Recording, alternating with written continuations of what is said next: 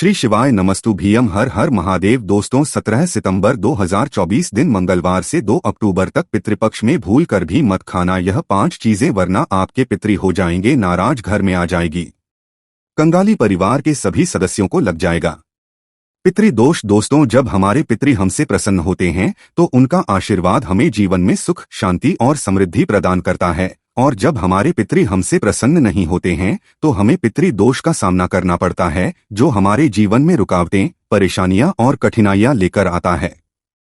पितरों की नाराजगी हमारे परिवार की समृद्धि और शांति पर गहरा प्रभाव डाल सकती है। दोस्तों पितृपक्ष के दौरान कुछ ऐसी गलतियां होती हैं जिन्हें हमें बिल्कुल भी नहीं करनी चाहिए, क्योंकि यह पितरों की नाराजगी का कारण बन सकती है। सही तरीके से श्राद्ध और तर्पण करना ही पितरों की प्रसन्नता और उनके आशीर्वाद का मार्ग है। और साथ ही साथ हम आपको यह भी बताएंगे कि पितृपक्ष के दौरान किन किन चीजों सेवन नहीं करना चाहिए, ताकि हमारे पितृ हमसे नाराज ना हो और उनका आशीर्वाद हमें मिलता रहे। तो इस वीडियो में आगे बढ़े उससे पहले, हे भोले बाबा, आपकी इस वीडियो को जो भी लाइक और चैनल को सब्सक्राइब करें, उसके जीवन में कभी दुख दर्द मत आने देना, उसका घर हमेशा धन धान्य से भरे रखना। दोस्तों भाद्रपद मास की पूर्णिमा से लेकर अश्विन मास की अमावस्या तक के दिनों को पितृपक्ष या श्राद्ध पक्ष कहा जाता है। यह वह समय होता है जब हम अपने पूर्वजों की आत्मा की शांति के लिए पिंडदान, तर्पण और दान जैसे कर्म करते हैं और उनके प्रति श्रद्धा प्रकट करते हैं। इस वर्ष पितृपक्ष 17 सितंबर 2024 मंगलवार से आरंभ हो रहा है। पितृपक्ष का पहला श्राद्ध अगस्त्य मुनि जी के नाम से किया जाता है। हर साल यह भाद्रपद शुक्ल की पूर्णिमा से शुरू होता है और अपने पूर्वजों के प्रति सम्मान और श्रद्धा अर्पित करने का यह विशेष समय होता है। दोस्तों इस बार मास की पूर्णिमा 17 सितंबर मंगलवार के दिन है और इसी दिन अगस्त्य मुनि के नाम से श्राद्ध किया जाएगा। वही पितृपक्ष का अंतिम श्राद्ध अश्विन माह की अमावस्या तिथि को किया जाएगा, जो इस साल 2 अक्टूबर बुधवार के दिन पड़ेगा। इसे सर्व पितृ अमावस्या या अमावस्या श्राद्ध के नाम से भी जाना जाता है। हिंदू धर्म की मान्यता है कि साल में एक बार यमराज सभी आत्माओं को पृथ्वी पर भेजते हैं। यह आत्माएं अपने परिवारजनों से तर्पण ग्रहण करने के लिए धरती पर आती है। जो व्यक्ति अपने पितरों का श्राद्ध और तर्पण नहीं करता, उनके पितृ उनसे नाराज हो जाते हैं। इसलिए पितृपक्ष के दौरान तर्पण और श्राद्ध करना अत्यंत महत्वपूर्ण माना गया है, ताकि पितरों की आत्मा को शांति और संतोष प्राप्त हो सके। दोस्तों पितृपक्ष के दौरान पितरों का तर्पण करना अत्यंत आवश्यक माना गया है। ये कहा जाता है कि जब हम श्रद्धा भाव से अपने पितरों के लिए तर्पण करते हैं तो इससे सदस्यों के लिए प्रगति और समृद्धि के द्वार खुलते हैं, साथ ही पितृदोष का निवारण भी होता है। ऐसा माना जाता है कि जिस घर में पितृदोष होता है वहां वंश वृद्धि रुक जाती है, ना तो पेड़ पौधे पनप पाते हैं और ना ही किसी मांग कार्य को सफलतापूर्वक पूरा किया जा सकता है। यह एक बहुत ही गंभीर दोष होता है जिसका निवारण केवल पितरों की कृपा से ही संभव है। ब्रह्मा वैवर्त पुराण के अनुसार देवताओं को प्रसन्न करने से पहले मनुष्य को अपने पितरों यानी अपने पूर्वजों को संतुष्ट करना चाहिए। जब हमारे पितृ प्रसन्न होते हैं तभी हमारे कार्य सफल होते हैं और हमें जीवन में उन्नति प्राप्त होती है। इसलिए पितृपक्ष का यह समय बहुत ही महत्वपूर्ण है। इस समय में अपने पितरों के प्रति श्रद्धा और तर्पण अर्पित करना न केवल हमारी परंपरा है, बल्कि यह हमारे जीवन में शांति, समृद्धि और सफलता लाने का मार्ग भी है। दोस्तों मान्यता के अनुसार अगर किसी मृत व्यक्ति का विधि पूर्वक श्राद्ध और तर्पण नहीं किया जाता तो उसकी आत्मा को इस लोक से मुक्ति नहीं मिलती और वह आत्मा के रूप में इस धरती पर भटकती रहती है। इसलिए पितरों की मुक्ति के लिए पितृपक्ष का समय बहुत ही महत्वपूर्ण माना जाता है। यह वह समय होता है जब हम अपने पूर्वजों को श्रद्धा से याद कर उनकी आत्मा की शांति के लिए तर्पण और पिंडदान करते हैं। पितृपक्ष के दौरान हर दिन तर्पण करना चाहिए। तर्पण के लिए जल में दूध, चावल और गंगाजल मिलाकर इस्तेमाल कर सकते हैं। यह एक सरल विधि है जिसे आप अपने घर के आंगन या किसी पवित्र स्थान पर कर सकते हैं। तर्पण के साथ साथ पिंडदान भी अत्यंत महत्वपूर्ण होता है। पिंडदान के दौरान पके हुए चावल, दूध और तिल को मिलाकर पिंड बनाया जाता है। पिंड को शरीर का प्रतीक माना जाता है और यह पितरों की आत्मा के लिए किया जाने वाला एक प्रमुख कर्म है। इस दौरान कुछ विशेष नियमों का पालन करना चाहिए। उदाहरण के लिए पितृपक्ष के समय किसी भी तरह के शुभ कार्य नहीं किए जाते। विशेषकर नई पूजा, अनुष्ठान या मांगलिक कार्यों से बचना चाहिए। हालांकि देवताओं की नित्य पूजा या कोई व्रत संकल्प पहले से किया हुआ हो तो उसे जारी रखा जा सकता है, लेकिन ध्यान रहे कोई नई पूजा या अनुष्ठान इस अवधि में नहीं किया जाना चाहिए, क्योंकि यह समय पितरों के प्रति समर्पित होता है। पितृपक्ष के दौरान पान खाना, तेल लगाना और फूलों का साबुन, शैम्पू या इत्र का उपयोग वर्जित है। इन सभी वस्तुओं का उपयोग नहीं करना चाहिए क्योंकि यह चीजें अशुद्धि का प्रतीक मानी जाती है। यह समय शरीर और मन को शुद्ध और संयमित रखने का होता है ताकि पितरों की आत्मा को शांति मिल सके। इसके साथ ही इस दौरान कुछ खाद्य पदार्थों का सेवन भी वर्जित माना गया है, जैसे चना, मसूर, बैंगन, हींग, शलजम, मांसाहार, लहसुन, प्याज और काला का प्रयोग नहीं करना चाहिए। पितृपक्ष के दौरान सात्विक भोजन का सेवन करना चाहिए, जिससे मन और वातावरण दोनों ही पवित्र बने रहे। इस समय घर में ऐसा भोजन बनाना चाहिए जो पवित्र और पौष्टिक हो, क्योंकि यह वातावरण को शुद्ध बनाए रखता है और श्राद्ध के लिए आदर्श माना जाता है। हिंदू धर्म में यह माना जाता है कि जब हम पितरों का श्राद्ध और तर्पण करते हैं तो हमारे पितृ प्रसन्न होकर हमें आशीर्वाद देते हैं। श्राद्ध और के माध्यम से हम अपने पितरों की आत्मा की शांति और संतोष के लिए प्रार्थना करते। यह कर्म न केवल पितरों की आत्मा को मुक्ति दिलाता है, बल्कि हमारे परिवार के सदस्यों के लिए सुख, समृद्धि और उन्नति के मार्ग भी खोलता है। ब्रह्मा वैवर्त पुराण के अनुसार किसी भी धार्मिक या आध्यात्मिक कार्य में सफलता प्राप्त करने के लिए पहले अपने पितरों को प्रसन्न करना आवश्यक है।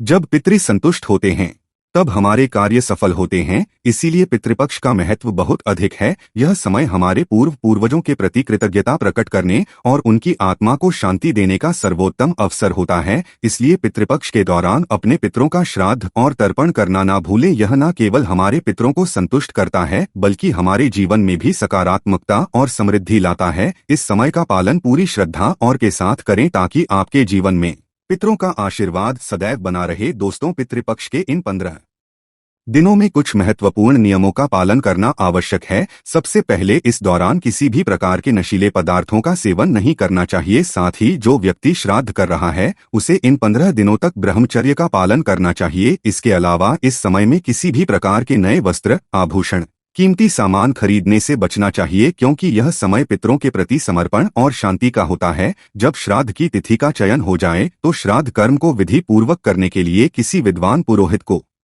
बुलाना चाहिए। श्राद्ध में तर्पण के लिए तिल, जल, चावल, कुशा और गंगाजल का प्रयोग अवश्य करें, लेकिन पितरों को विशेष प्रसन्न करने के लिए सफेद पुष्प, उड़द, गाय का दूध, घी, खीर, समा के चावल, जौ, मूंग, गन्ने से बना हुआ भोजन भी श्राद्ध में अर्पित करना चाहिए। ये सामग्रियां पितरों को अत्यंत प्रसन्न करती है और उनकी आत्मा को शांति प्रदान करती है।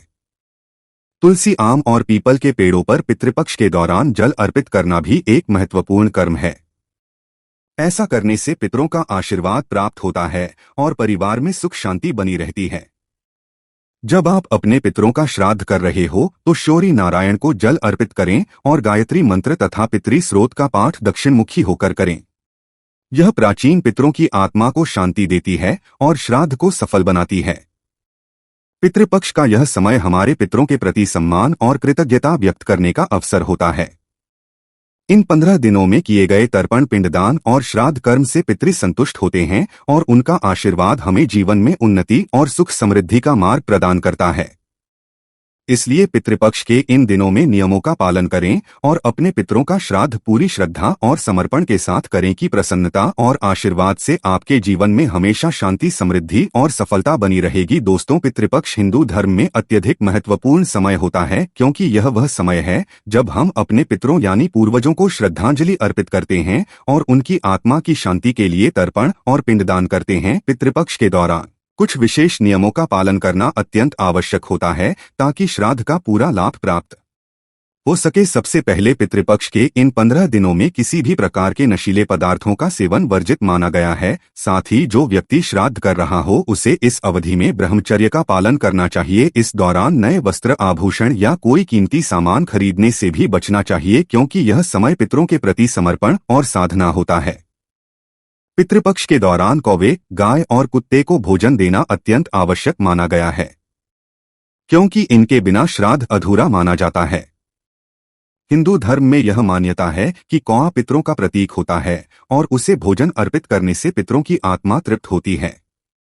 इसके साथ ही चींटियों को आटा, चावल और अन्य अनाज भी डालना चाहिए।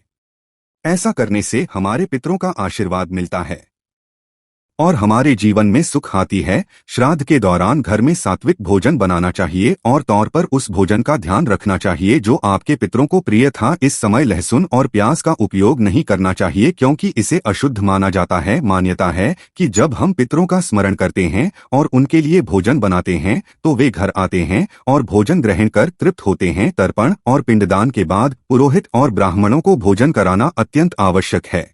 ब्राह्मणों को कराने के बाद उन्हें दक्षिणा, वस्त्र, चावल, दाल, चीनी, नमक, मसाले, कच्ची सब्जियां, तेल और मौसमी फल दान में देना चाहिए। इसके बाद पितरों को धन्यवाद देना चाहिए और जाने अनजाने में हुई किसी भी गलती के लिए क्षमा मांगनी चाहिए। इसके बाद पूरे परिवार के साथ श्रद्धा और समर्पण के साथ भोजन ग्रहण करना चाहिए। अब बात करते हैं पितरों का तर्पण किस स्थिति को करना चाहिए और किस प्रकार से किया जाना चाहिए। श्राद्ध करने का प्रमुख नियम यह है कि दिवंगत परिजनों की मृत्यु की तिथि के अनुसार ही उनका श्राद्ध किया जाता है। यदि आपके किसी परिजन की मृत्यु प्रतिपदा तिथि को हुई है तो उनका श्राद्ध प्रतिपदा तिथि को ही करना चाहिए। जिन परिजनों की आकस्मिक मृत्यु या दुर्घटना में मृत्यु हुई हो उनका तर्पण और श्राद्ध चतुर्दशी तिथि को किया जाता है। यदि किसी पितर की मृत्यु तिथि ज्ञात नहीं हो तो उनका श्राद्ध सर्वपी अमावस्या के दिन करना उचित माना गया। सुहागन महिलाओं का श्राद्ध नव तिथि को किया जाता है जबकि सन्यासियों का श्राद्ध द्वादशी तिथि को करना चाहिए। अब मैं आपको 2024 के पितृपक्ष की तिथियों के अनुसार श्राद्ध के सही समय की जानकारी देता हूं। देखिए, पितृपक्ष की शुरुआत 17 सितंबर 2024 मंगलवार को होगी। इस दिन भाद्रपद पूर्णिमा है तथा चतुर्दशी तिथि का श्राद्ध 30 सितंबर 2024 सोमवार को किया। सर्व पितृ अमावस्या 2 अक्टूबर 2024 बुधवार को पड़ेगी। नवमी तिथि का श्राद्ध 27 सितंबर 2024 शुक्रवार को होगा। द्वादशी तिथि का श्राद्ध 29 सितंबर 2024 रविवार को किया जाएगा। दोस्तों, ये तिथियां 2024 के पंचांग के अनुसार है ताकि आप अपने पितरों का श्राद्ध और तर्पण सही समय पर कर सके। यह अत्यंत महत्वपूर्ण समय होता जब हम अपने पूर्वजों के प्रति कृतज्ञता व्यक्त करते हैं और उनकी आत्मा की शांति के लिए तर्पण और पिंडदान करते हैं। इस दौरान आपको ध्यान रखना चाहिए कि घर का वातावरण शुद्ध और शांतिपूर्ण हो। श्राद्ध के दौरान किसी भी प्रकार की अशुद्ध से बचना चाहिए और हर काम श्रद्धा और समर्पण के साथ करना चाहिए। दोस्तों, पितृपक्ष का यह समय हमें यह याद दिलाता है कि हमारे पूर्वज हमारे जीवन का आधार है और उनके से ही हम जीवन में उन्नति करते हैं। इसलिए हमें अपने पितरों के प्रति श्रद्धा भाव से तर्पण और श्राद्ध करना चाहिए ताकि उनकी आत्मा को शांति और संतोष प्राप्त हो। दोस्तों, पितृपक्ष का यह समय हिंदू धर्म में अत्यंत महत्वपूर्ण माना जाता है। यह वह समय होता है जब हम अपने पितरों को याद करते हैं और उनकी आत्मा की शांति के लिए तर्पण, पिंडदान और श्राद्ध जैसे कर्म करते हैं।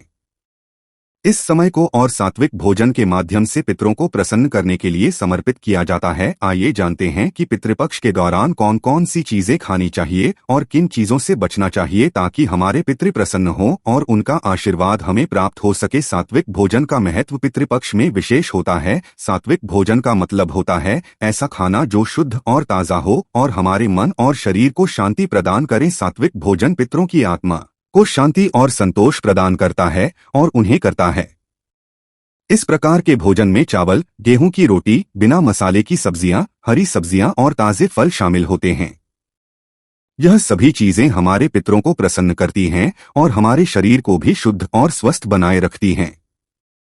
पितरों को अर्पित करने के लिए सफेद खाद्य पदार्थों का विशेष महत्व होता है, जैसे कि सफेद चावल, गाय का दूध और खीर। ये सभी खाद्य पदार्थ पवित्रता के प्रतीक माने जाते हैं और पितरों की को शांति प्रदान करते हैं। खीर, जो कि गाय के दूध और चावल से बनाई जाती है, इसे पितरों का प्रिय भोजन माना जाता है। इसे अर्पित करने से पितृ प्रसन्न होते हैं और उनका आशीर्वाद परिवार के सभी सदस्यों को प्राप्त होता है। सफेद चावल और तिल का भी विशेष महत्व होता है। तिल का तर्पण पितरों को संतोष और शांति प्रदान करता है और इसे अर्पित करने से पितरों की आत्मा को तृप्ति प्राप्त होती है। तिल का तर्पण करने से पितरों को प्रसन्नता मिलती है। यह प्राचीन का से ही एक महत्वपूर्ण कर्म माना गया है। तिल न केवल पितरों की आत्मा को संतोष प्रदान करता है, बल्कि यह तर्पण के माध्यम से हमें पितरों का आशीर्वाद प्राप्त करने में भी मदद करता है। इसके अलावा तिल का उपयोग आप अपने भोजन में भी कर सकते हैं ताकि पितरों को संतोष प्राप्त हो सके। तिल से पिंड दान करना भी पितरों को अत्यंत प्रसन्न करता है। गाय का दूध और घी का सेवन पितरों को तृप्त करने लिए अत्यंत महत्वपूर्ण होता है। गाय का दूध और घी शुद्धता और पवित्रता का प्रतीक होते हैं और इसे अर्पित करने से पितरों की आत्मा को शांति और संतोष मिलता है। खीर, जो कि गाय के दूध से बनाई जाती है, इसे पितरों को अर्पित करने से वे अत्यंत प्रसन्न होते हैं और उनका आशीर्वाद परिवार के सभी सदस्यों के जीवन में सुख, समृद्धि और शांति लाता है। पितरों को प्रसन्न करने के लिए ताजे फल और मौसमी सब्जियों का सेवन भी अत्यंत शुभ माना जाता है। फल, केला, नारियल, अमरूद और अन्य मौसमी फल पितरों को अर्पित करने से उनकी आत्मा को संतोष प्राप्त होता है। इसके अलावा लौकी, कद्दू, तोरी जैसी हरी सब्जियों को भी पितरों को अर्पित किया जा सकता है। यह सब्जियां शुद्ध और सात्विक मानी जाती है और पितरों की आत्मा को तृप्त करती है। पितरों की आत्मा की शांति के लिए श्राद्ध, तर्पण और पिंडदान के साथ साथ शुद्ध और सात्विक भोजन अर्पित करना भी बहुत जरूरी होता है। मसालेदार भोजन और तामसिक खाद्य पदार्थों से पूरी तरह से परहेज करना चाहिए, क्योंकि इससे पितरों की आत्मा को अशांति मिलती है और उनका आशीर्वाद प्राप्त नहीं हो पाता है। लहसुन, प्याज और मांसाहार को तामसिक भोजन की श्रेणी में रखा जाता है और पितरों को अशुद्ध का प्रतीक माना जाता है। इसलिए पितृपक्ष के दौरान तामसिक भोजन का सेवन बिल्कुल भी नहीं करना चाहिए। अब बात करते हैं उन चीजों की जिन्हें पितरों को अर्पित करना शुभ माना जाता है। पितरों को खीर, सफेद चावल, तिल और गाय का दूध अर्पित करना से उत्तम माना जाता है। ये सभी चीजें पितरों को अत्यंत प्रिय होती है और इन्हें अर्पित करने से उनकी आत्मा को शांति और संतोष मिलता है। इसके अलावा आप ताजे फल जैसे केला, नारियल, अमरूद आदि भी पितरों को अर्पित कर सकते हैं। यह फल पितरों को अत्यंत प्रिय होते हैं और इन्हें अर्पित करने से पितृ तृप्त होते हैं और परिवार को आशीर्वाद देते हैं। पितृपक्ष के दौरान पान खाना और तेल लगाना वर्जित होता है। यह मान्यता कि इन चीजों का प्रयोग पितरों की प्रसन्नता के लिए उचित नहीं होता। इसके अलावा साबुन, शैम्पू, इत्र और रंगीन फूलों का उपयोग भी नहीं करना चाहिए, क्योंकि यह चीजें अशुद्ध की प्रतीक मानी जाती हैं। इस समय हमें पवित्रता और शुद्धता का ध्यान रखना चाहिए ताकि पितरों की आत्मा को शांति और संतोष प्राप्त हो सके। पितृपक्ष का यह समय हमें यह सिखाता है कि हमें अपने पितरों के प्रति श्रद्धा और कृतज्ञता व्यक्त करनी चाहिए और उनका आशीर्वाद प्राप्त करने के लिए शुद्ध और जीवन शैली का पालन करना चाहिए। पितरों की आत्मा को शांति और संतोष प्राप्त करने के लिए तर्पण और पिंडदान के समय शुद्ध और सात्विक भोजन अर्पित करना अत्यंत महत्वपूर्ण होता है। इस दौरान पितरों को भोग के रूप में खीर, सफेद चावल, तिल और मौसमी फल अर्पित करने से उनकी आत्मा को संतोष प्राप्त होता है और वे प्रसन्न होकर परिवार के सभी सदस्यों को आशीर्वाद प्रदान करते हैं। पितृपक्ष के दौरान का पालन करना भी अत्यंत आवश्यक माना जाता है। इस समय कोई भी प्रकार का नशीला पदार्थ जैसे शराब, सिगरेट आदि का सेवन नहीं करना चाहिए। यह न केवल हमारे शरीर के लिए हानिकारक है, बल्कि पितरों की आत्मा के लिए भी अशांति का कारण बनता है। इसके अलावा इस समय में किसी भी प्रकार के शुभ कार्य जैसे विवाह, गृह प्रवेश या नए व्यापार की शुरुआत नहीं करनी चाहिए, क्योंकि यह समय पितरों के प्रति का होता है। पितरों को प्रसन्न करने के लिए जो भी भोजन अर्पित किया जाता है, उसे पूरी श्रद्धा और भक्ति के साथ अर्पित किया जाना चाहिए। भोजन को शुद्धता से बनाना चाहिए और इसे पवित्र भावना के साथ पितरों को अर्पित करना चाहिए। पितरों को भोग लगाने के बाद पुरोहितों और ब्राह्मणों को भी भोजन कराना चाहिए और उन्हें दान देना चाहिए, ताकि पितरों की आत्मा को शांति मिल सके और उनका आशीर्वाद प्राप्त कर सके। श्राद्ध और तर्पण के बाद ब्राह्मण भोज का विशेष महत्व होता है। ब्राह्मणों को भोजन कराना और उन्हें वस्त्र दान करना अत्यंत शुभ माना जाता है। दान में आप उन्हें चावल, दाल, घी, तेल, कच्ची सब्जियां, फल और अन्य आवश्यक वस्तुएं दे सकते हैं। इसके अलावा ब्राह्मणों को दक्षिणा भी अवश्य देनी चाहिए, ताकि पितरों की आत्मा को संतोष प्राप्त हो सके। इसके बाद पितरों को धन्यवाद देना और उनसे जाने अनजाने में हुई किसी गलती के लिए क्षमा मांगना भी अत्यंत महत्वपूर्ण होता है। यह हमारी का हिस्सा है और इससे पितरों की आत्मा को शांति मिलती है। पितरों से क्षमा मांगकर हम उनके प्रति अपनी श्रद्धा और समर्पण प्रकट करते हैं और यह सुनिश्चित करते हैं कि हमारे कर्म शुद्ध और पवित्र हो। पितरों की प्रसन्नता के लिए हमें पूरे परिवार के साथ श्रद्धापूर्वक भोजन ग्रहण करना चाहिए। इस समय पूरे परिवार के साथ मिलकर पितरों की पूजा करना और भोजन अर्पण करना अत्यंत शुभ होता है। इससे में एकता और समर्पण की भावना उत्पन्न होती है और पितरों का आशीर्वाद पूरे परिवार को प्राप्त होता है। तो दोस्तों, इस पितृपक्ष के दौरान इन सभी बातों का ध्यान रखें और अपने पितरों का श्राद्ध, तर्पण और पिंडदान पूरी श्रद्धा और भक्ति के साथ करें ताकि उनकी आत्मा को शांति प्राप्त हो और उनका आशीर्वाद आपके जीवन में सुख, समृद्धि और शांति लाए। दोस्तों, क्या आप जानते हैं कि पितृपक्ष के समय की कथा सुनने से हमें अद्भुत आशीर्वाद प्राप्त होते हैं। पितृपक्ष हमारे पूर्वजों को समर्पित एक विशेष समय होता है और इस दौरान पितरों की कथा सुनने से उनके आशीर्वाद की प्राप्ति होती है। इससे हमारे जीवन में शांति, समृद्धि और खुशहाली आती है। पितृपक्ष की कथा न सिर्फ हमें हमारे पूर्वजों के साथ जोड़ती है बल्कि हमें उनके आशीर्वाद से हर कठिनाई का सामना करने की शक्ति भी प्रदान करती। तो आइए जानते हैं कि पितृपक्ष की कथा सुनने से हमें क्या क्या लाभ हो सकते हैं। बहुत समय पहले की बात है, एक गांव में एक धर्मनिष्ठ ब्राह्मण रहते थे जिनका नाम करुणाशंकर था। करुणाशंकर अपनी ईमानदारी, निष्ठा और धार्मिक कर्मकांडों के लिए पूरे गांव में प्रसिद्ध थे। उनका विश्वास था कि उनके जीवन में जो भी सुख, शांति और समृद्धि है वह उनके पितरों के आशीर्वाद से ही है। इसलिए करुणाशंकर हर साल पितृपक्ष के दौरान अपने पितरों के लिए विधि पूर्वक तर्पण और श्राद्ध करते थे। उनका था कि उनके पितरों का आशीर्वाद ही उनके परिवार को समृद्ध और सुरक्षित रखता है। करुणाशंकर ने हमेशा अपने पितरों का स्मरण श्रद्धा और भक्ति के साथ किया। हर साल जब विपक्ष आता, करुणाशंकर अपने घर को शुद्ध करते, पवित्र स्नान करते और विधि पूर्वक तर्पण और पिंडदान करते। उनके इस समर्पण के कारण उनके घर में हमेशा सुख, समृद्धि रहती थी। उनके खेतों में हरी भरी लहराती रहती थी और उनके परिवार के सदस्य स्वस्थ और खुशहाल रहते थे। गांव के अन्य लोग भी करुणाशंकर की पूजा पाठ और तर्पण के लिए उनका सम्मान करते थे।